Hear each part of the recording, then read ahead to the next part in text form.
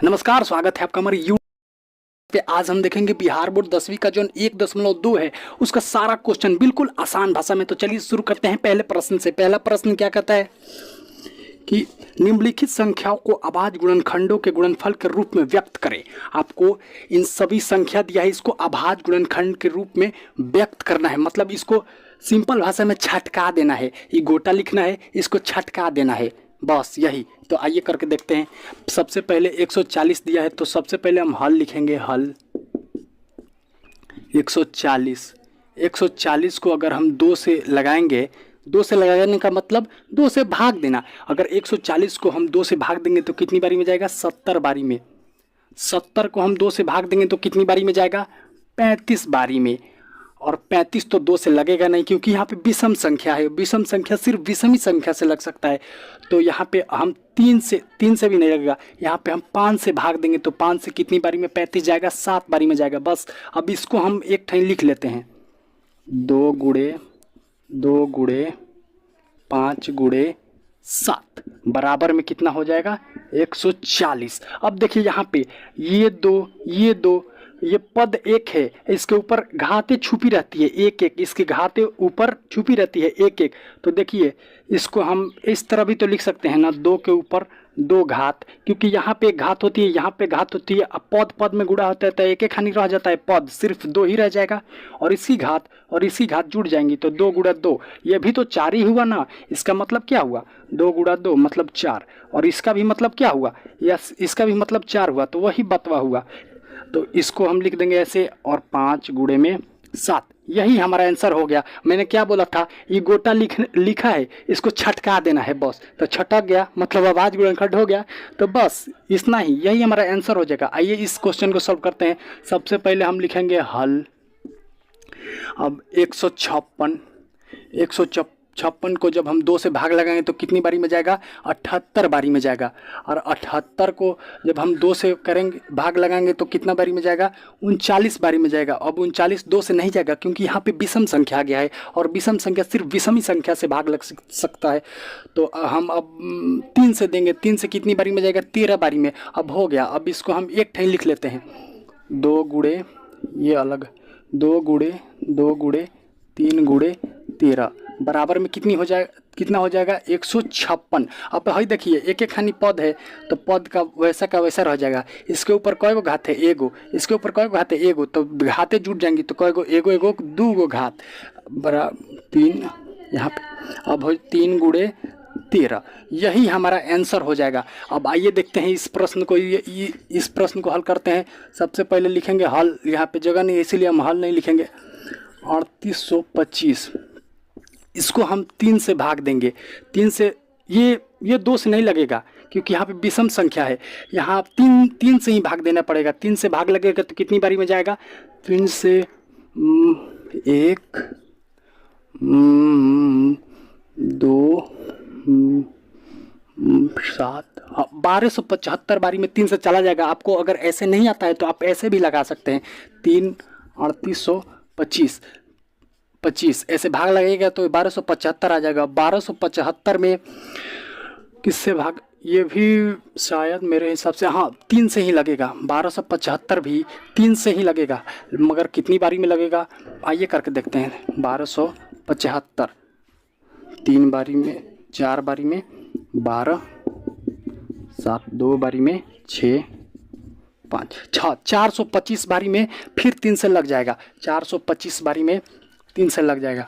425, लेकिन अब 3 से नहीं लगेगा। अब ये लगेगा 5 से। 5 से कितनी बारी में लगेगा? 9 40, 2 बचा 5, 85 बार में 5 से लग जाएगा। अब फिर 5 से लगेगा। 5 से कितनी बारी में लगेगा? 5 से 17 बारी में लगेगा। तो हम 17 लिख देगा। अब इसको हम अलग लिख लेंगे। 3 गुणे 5 गुणे 17 बराबर में 3825 लिख दिए। अब भाई देखिए ये भी पद समान है, तो 3 का 3 रहेगा, इसका घातवा जुट जाएगा। एगो इसका घात, इसका घात कितना हो जाएगा? 2 घात। अब पद पद समान, तो 5 के 5 रह जाएगा, एगो एकर घात एगो एकर घात जुट जाएगा, कई गो घात 2 गो घात हो जाएगा। अब 17 का 17, यही हमारा आंसर हो जाएगा। देखिए 3 के घात 2 का मतलब होता है 3 गुणा 3, तो इसी को शॉर्टकट में 3 के घात 2 लिख देते हैं। ये भी 3 गुणा 3 त्रिका 9 होगा, हाँ ये 3 त्रिका 9 होगा। तो आइए बढ़ते हैं अगले प्रश्न की ओर। आइए देखते हैं चौथा प्रश्न। चौथा कितना दिया है? 5005। तो सबसे पहले हम लिख देंगे हल। अब लिखेंगे 5005, इसको भाग देंगे तो देखिए लास्ट में विषम संख्या है, तो विषम संख्या से लगेगा लग जाएगा कितने से, ये लग जाएगा 5 से। 5 से कितनी बारी में लगेगा? 1000 एक बारी में 5 से लग जाएगा। अब 1000 एक का चीज से लगेगा, सोचिए, दिमाग दौड़ाइए। हाँ 7 से ये लग जाएगा कितनी बारी में? 1 4 3, हाँ 143 बार में 7 से लग जाएगा। अब का चीज से लगेगा? अब 11 से लग जाएगा। ये 11 से कितनी बारी में लगेगा? 13 से। अब इसको हम एक ठाई लिख लेते हैं, 5 गुणे 7 गुणे 11 गुणे 13, यही हमारा आंसर हो गया। पांचवा प्रश्न कितना दिया है? 7429। इसको पहले हम लिखते हैं हल। 7429, इसको हम काची से देंगे कि 17 से दे के देखते हैं। 17 से देंगे तो कितनी बारी में जाएगा? 17 चौका 68, 68। चलिए डिटेल में करके आपको बताते हैं। देखिए 17 से हम अगर 7429 में भाग दिए तो 17 चौका 68, कितना बचा? 6 बचा।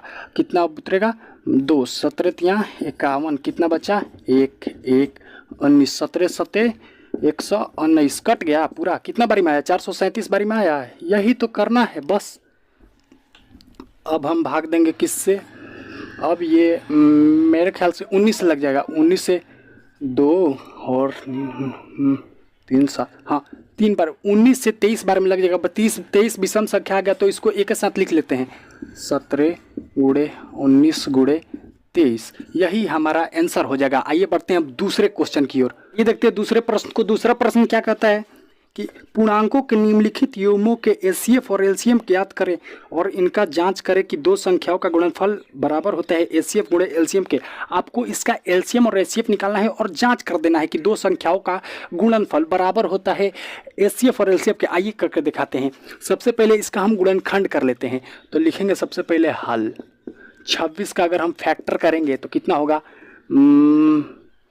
13 दूना 26 और 2 का 2 एकम 2, 91 का करेंगे तो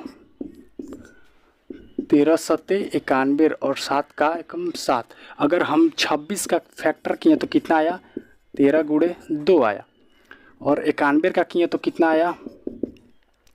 13 गुणे 7 आया। अब आपको HCF, आपको HCF निकालने के लिए ये देखना पड़ता है कि ये दोनों में एक एक खानी कौन संख्या है, मतलब सेम कौन संख्या है। तो हाई देखिए, इसमें भी 13 है, इसमें भी 13 है, तो बस यही हमारा HCF हो जाएगा। देखिए जोड़ा लग जाएगा एक एक खानी, तो यही हमारा HCF हो जाएगा। HCF कितना हो जाएगा? 13। अब LCM के लिए क्या करें? LCM के लिए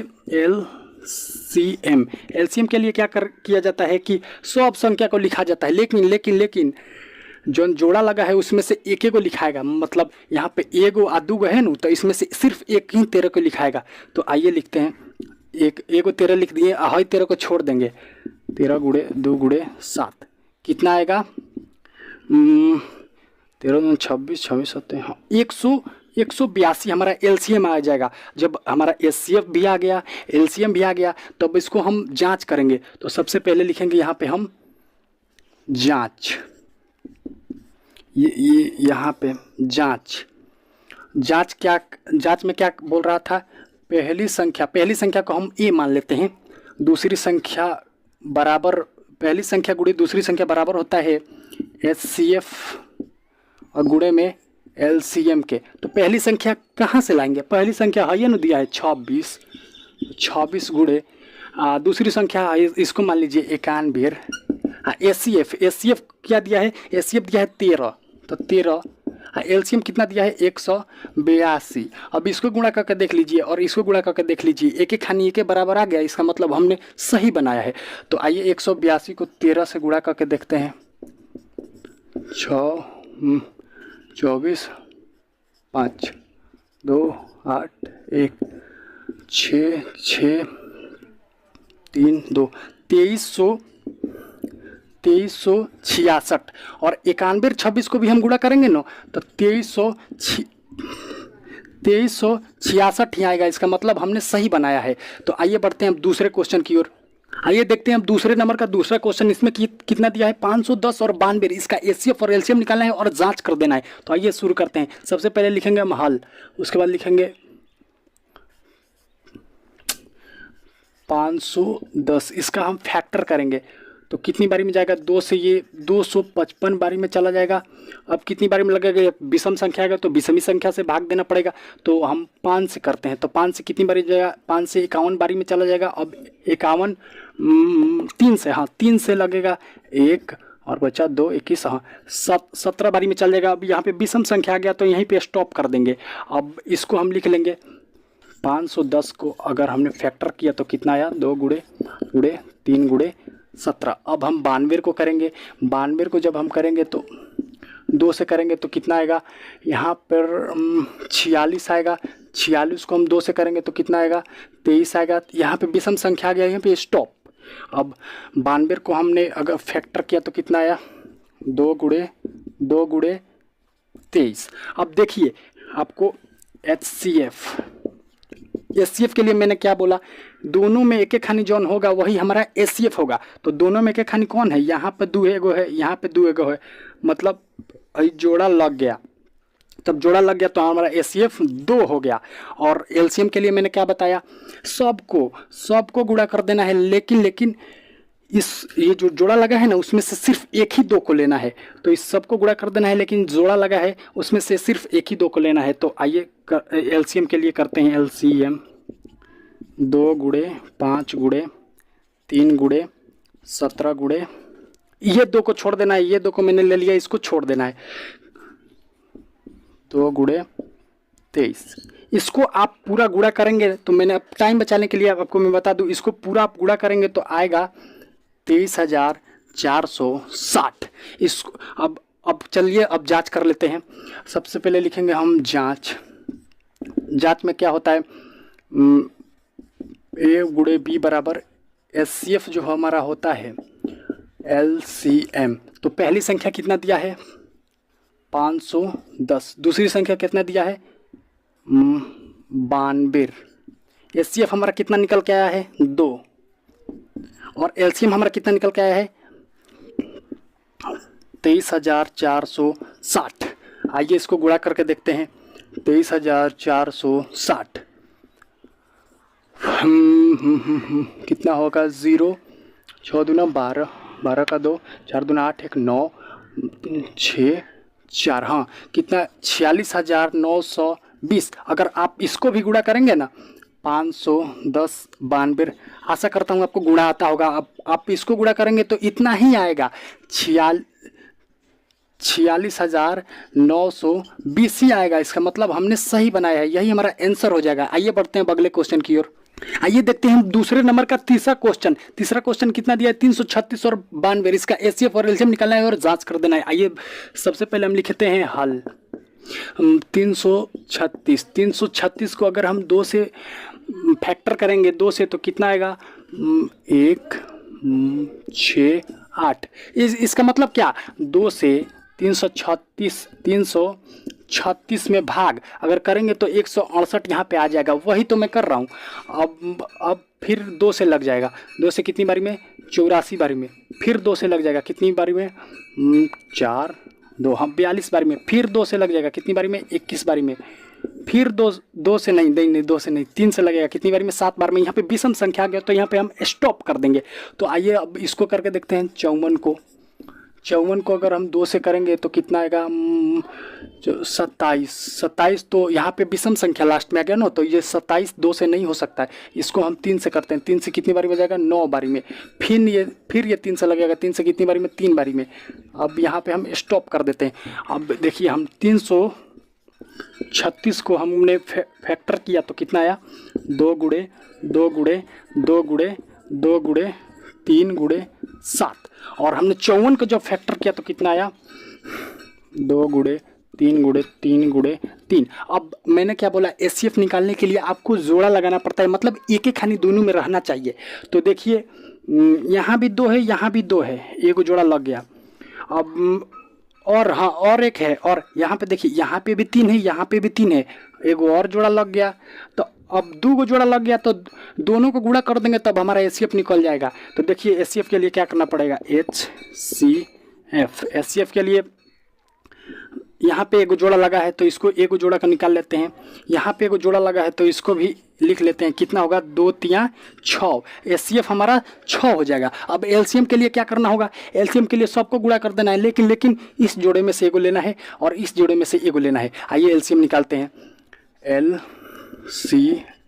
एलसीएम के लिए इस जोड़े में से एक ले लेते हैं, ये 2 को ले लेते हैं।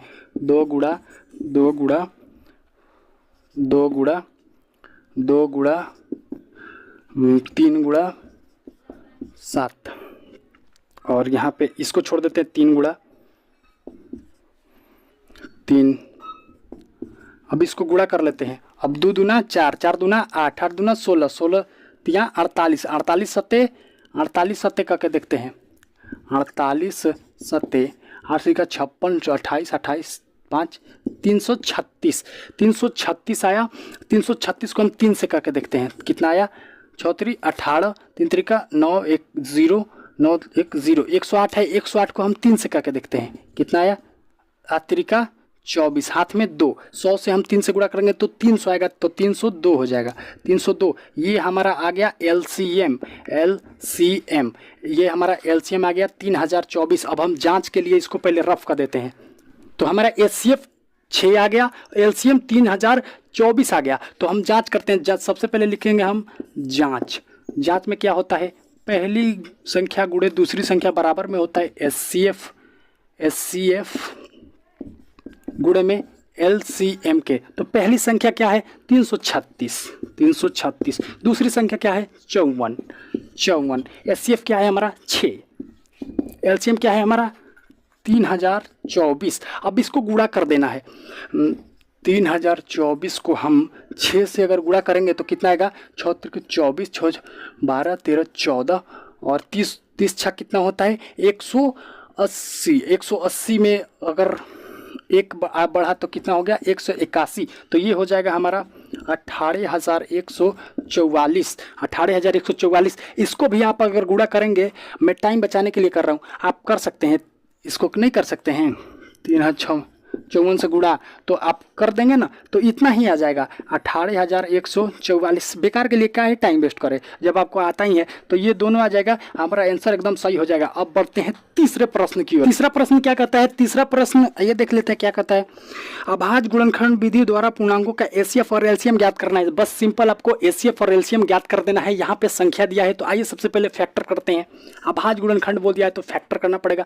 12 का हम करेंगे तो कितना आएगा, 2 से सबसे पहले लगेगा, 2 से कितनी बारी में, 6 बार में, और फिर 2 से लगेगा 3 बारी में। ये हो गया हमारा फैक्टर। अब 15 का करेंगे, 15 कितनी बारी में, 3 से 5 बारी में लग गया, हो गया। 21 का करेंगे, 21 कितनी बारी में, 3 से 7 बारी में, हो गया। हमने 12 का किया, 12 का किया तो कितना आया, 2 गुणे 3। हमने 15 का भी किया तो 15 का कितना आया, 3 गुणे 5। हमने 21 का भी किया तो 21 का कितना आया, 3 गुणे 7। तो मैंने क्या बोला, एचसीएफ के लिए एचसीएफ के लिए आपको देखना पड़ेगा कि जितना भी अभाज्य गुणनखंड हुआ उसमें सेम क्या है। तो देखिए यहाँ पे उसमें तो 2 ही हुआ था, इसमें 1 2 3 अभाज्य गुणनखंड हुआ है। तो इसमें देखिए सेम क्या है, देखिए इसमें 3 है, इसमें भी 3 है, इसमें भी 3 है, तो मतलब सेम है। तो ये इस तरह जोड़ा लग जाएगा, जोड़ा नहीं है तिउड़ा लग जाएगा। तो यहाँ भी 3 है, यहाँ भी 3 है, यहाँ भी 3 है, इसका मतलब हमारा एचसीएफ 3 होगा। और एलसीएम के लिए मैंने क्या बोला था, सबको गुणा कर देना है, लेकिन ये जोड़ा लगा है उसमें से सिर्फ एक ही को लिखना है। तो देखिए ये तीनों में से सिर्फ एक ही को लिखना है, तो ये सबको गुणा करते हैं। एलसीएम के लिए 2 गुणे 3, मैंने 3 लिख दिया। अब बाकी के ये तीनों को छूना भी नहीं है। अब 5 गुणे 7, तो देखिए 2 दूना 4, 4 पचे 20, 20 सत्ते 20 तियाँ 60, और 60 सत्ते 420। 20। तो हमारा 420 एलसीएम हो जाएगा, यही हमारा आंसर हो जाएगा। आइए बढ़ते हैं हम दूसरे क्वेश्चन की ओर। आइए देखते हैं 3 नंबर का दूसरा क्वेश्चन। 3 नंबर का दूसरा क्वेश्चन क्या कहता है, इसको भी एलसीएम और एचसीएफ ज्ञात करना है। तो आइए सबसे पहले 17 का फैक्टर करते हैं। 17 का करेंगे तो 17 कम 17, 23 का भी करेंगे तो 23 से कम 23, 29 का भी करेंगे तो 29 से कम 29, मतलब 17 का हमने किया तो 17 गुणे 1 आया। 23 का भी हमने किया, 23 का किया तो 23 गुणे 1 आया। और हमने 29 का किया, 29 का किया तो 29 गुणे भी 1 आया। देखिए तीनों में सेम का है, तीनों में क्या है, सेम, 1 है सेम। इसका मतलब हमारा एचसीएफ हमारा 1 होगा। अब 1 को छोड़ा कर सारी कोनों का गुणा कर दीजिए एलसीएम खाती। एलसीएम के लिए 17 गुणे 23 गुणे 29। तो अगर आप इसको गुणा करेंगे, हम टाइम बताने के लिए बता रहे हैं, तो कितना आएगा, 11,339 आ जाएगा। ये बुक में गलती दिया है, एनसीईआरटी बुक में इसका आंसर गलती दिया है, लेकिन ये राइट आंसर हो जाएगा। आइए बढ़ते हैं अब अगले प्रश्न की ओर। आइए देखते हैं तीसरा प्रश्न कितना दिया, 8, 9, 25 का इसका एचसीएफ और एलसीएम ज्ञात करना है। तो सबसे पहले हम 8 का करते हैं फैक्टर। कितना बारी में जाएगा, 2 बारी में। अब ये कितना बारी में जाएगा, नहीं 4 बारी में जाएगा ना, सॉरी 4, 2 कितना बार, 2 बारी में 1 हो जाएगा। ये हमारा 9, अब 9 का करना है, 3 तिरिका 9, 25 का करना है, 50 25। अगर विषम संख्या आ गए तो स्टॉप। 8 का हमने किया तो कितना आया, 2 गुणा 2 गुणा 2, 1 को करो या ना करो वही हो जाएगा, वही रहेगा। 9 को किया तो कितना आया, 3 गुणा 3।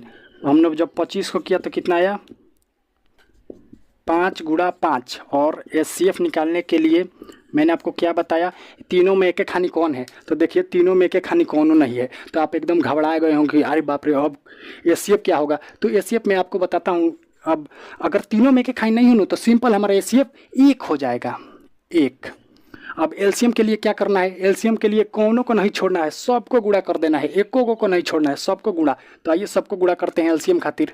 एलसीएम के लिए 2 गुणा 2 गुणा 2 गुणे में 3 गुणे 3 गुणे 5 गुणे 5। देखते हैं, 2 दूना 4, 4 दूना 8, 8 तिरिका 24, 24 तिया 72, 72 पचे 2 पचे 10, 7 पचे 35, 35 1 36, 360। अब पचे 0, 6 पचे 30 और 5 तिया 15, 15 3 18। तो हमारा एलसीएम हो जाएगा 2800। आइए बढ़ते हैं अब चौथे प्रश्न की ओर। आइए देखते हैं चौथा प्रश्न क्या दिया है, एचसीएफ 306 657 बराबर 9 दिया है, तो एलसीएम ज्ञात करें। आपको एचसीएफ दे दिया है 9, तो आपको एलसीएम ज्ञात करना है। तो सबसे पहले हम जांच कर रहे थे, तो आपको पता है पहली संख्या गुणे दूसरी संख्या कितनी, पहली संख्या हमारा दिया है 306, यही ना होता है, पहली संख्या गुणे दूसरी संख्या बराबर में एचसीएफ गुणे एलसीएम, यही ना होता है। तो पहली संख्या की जगह पर क्या दिया है, 306, 306। दूसरी संख्या की जगह पर क्या दिया है, 657। हाँ, एचसीएफ की जगह पर क्या दिया है, 9। हाँ, एलसीएम की जगह पर कुछ नहीं दिया है, तो इसको इसी तरह छोड़ देना है। अब देखिए भाई, जो 9 है इधर गुणा में है और इधर में आएगा तो भाग में हो जाएगा। तो देखिए 306, ये 657, इधर 9 गुणा में है और इधर आएगा तो भाग में आ जाएगा, भाग में, और इधर बच जाएगा एलसीएम खाली अकेले। तो अकेले एलसीएम बच गया। अब कटाते हैं, 3 से कितना बारी में कटेगा, 3 और 4, 34 बारी में 3 से ये कट जाएगा। अब 657 को 34 से गुणा कर दीजिए, हमारा एलसीएम निकल जाएगा। अब 657 को 34 से गुणा कर दीजिए, 7 चौका 28, 5 चौका 20, 2 22, 6 चौका 24, 24 2 26, 7 त्रिका 21, 5 त्रिका 15, 16 17, 6 त्रिका 18, 18 1 19,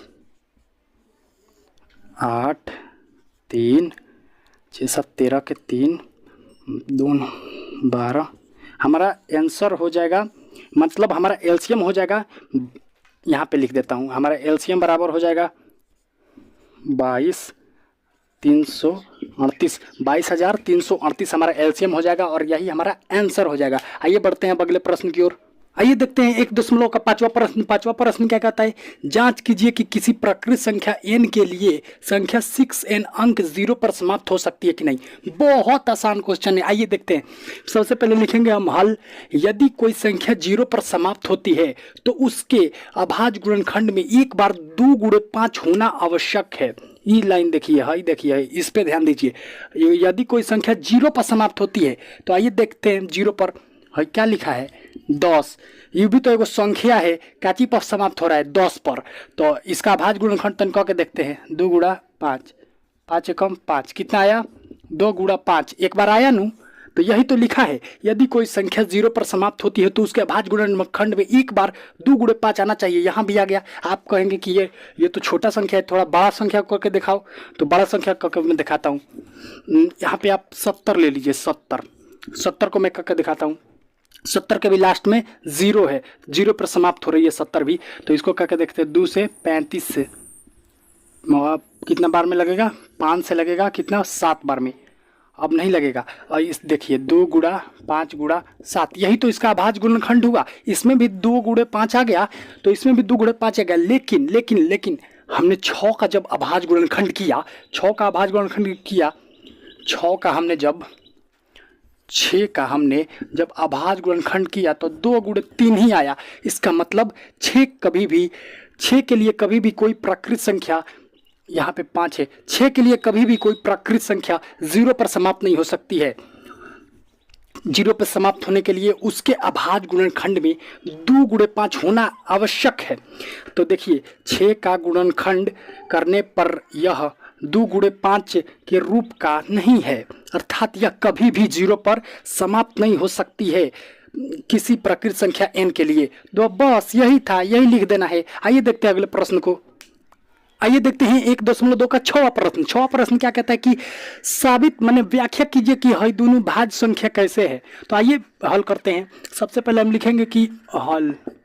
यहाँ पे देखिए, यहाँ भी 13 है, यहाँ भी 13 है। 13 को हम कॉमन ले लेते हैं। 13 को कॉमन ले लिए तो क्या बचा 7 गुणे 11 गुणे 1 प्लस का 1 बचा। क्यों कि हमने 13 कॉमन लिया है और 13 कॉमन लेने का मतलब सब में भाग देना। तो 13 में 13 से भाग देंगे तो कितना बचेगा 1 नू। हाँ तब देखिए हाई 13 हो गया 11 सत्ते 77, 77 में 1 से गुणा होगा तो 77 का 77 रह जाएगा, प्लस का 1 कितना हो गया 78।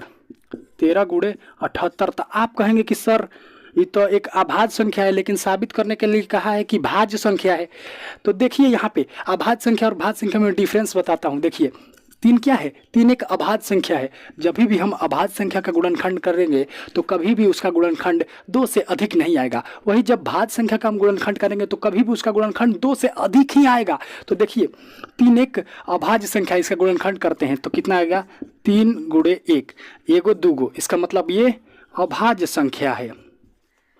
वहीं 4 एक भाज्य संख्या है। और परीक्षा में कितने बार पूछा जा चुका है कि सबसे छोटी अभाज्य संख्या कौन सी है, तो सबसे छोटी अभाज्य संख्या 4 होता है, आपको याद रख लेना है। तो देखिए वहीं हम अभाज्य संख्या का गुणनखंड करते हैं, भाज्य संख्या का गुणनखंड करते हैं।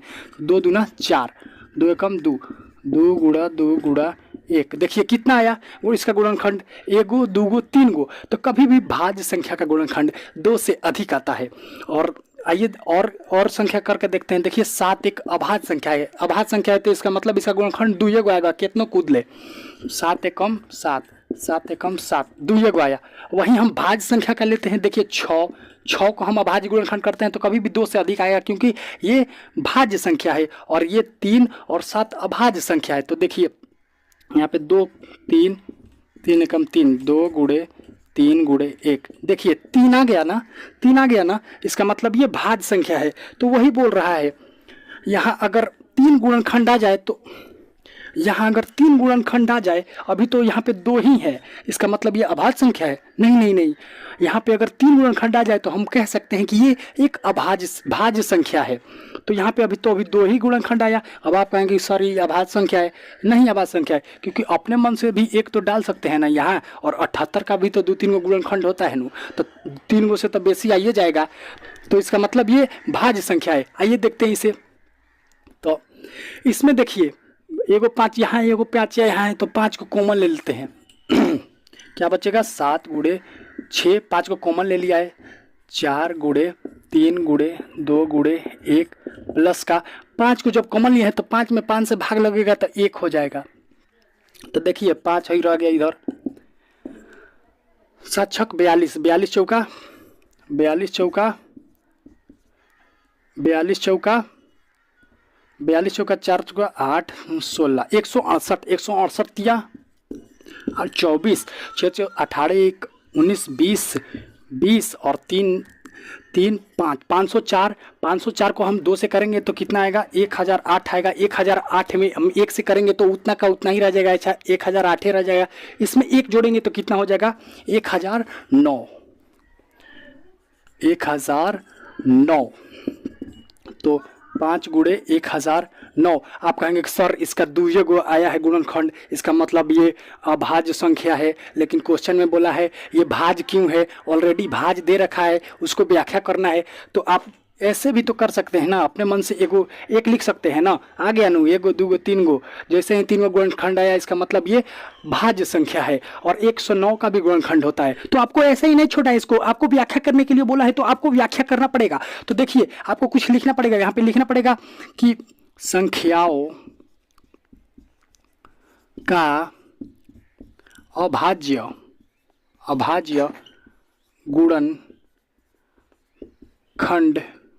गुणनखंड करने पर 2, ये 2 है, 2 से अधिक, देखिए एगो दूगो तीन गो, एगो दूगो तीन गो, 2 से अधिक है ना, 2 से अधिक संख्या प्राप्त होती है, अर्थात यह यह भाज्य संख्या है। मेरा थोड़ा राइटिंग वो है, आप देख लीजिएगा। आइए देखते हैं अगले प्रश्न को। आइए देखते हैं 1.2 का आखिरी प्रश्न और 7वां प्रश्न। तो 7वां प्रश्न क्या कहता है कि किसी खेल के मैदान के चारों तरफ एक वृत्ताकार पथ है, इस मैदान का एक चक्कर लगाने में सोनिया को 18 मिनट लगता है। मान लीजिए खेल का मैदान है, इसको एक चक्कर लगाने में सोनिया को कई मिनट लगता है, एक चक्कर लगाने में सोनिया को लगता है 18 मिनट। 18 मिनट किसको लगता है? सोनिया को।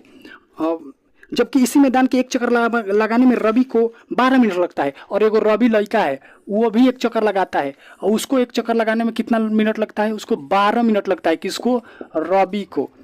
अब क्या कह रहा है कि रवि, मान लीजिए कि वो दोनों एक ही स्थान और एक ही समय पर चलना प्रारंभ करते हैं, एक ही दिशा में चलते हैं, तो कितने समय बाद वो पुनः प्रारंभिक स्थान पर मिलेंगे? ऐसे क्वेश्चन में कुछ नहीं करना है, सिर्फ आपको एलसीएम निकाल देना है। एलसीएम निकाल देंगे हमारा आंसर आ जाएगा। तो आइए देखते हैं।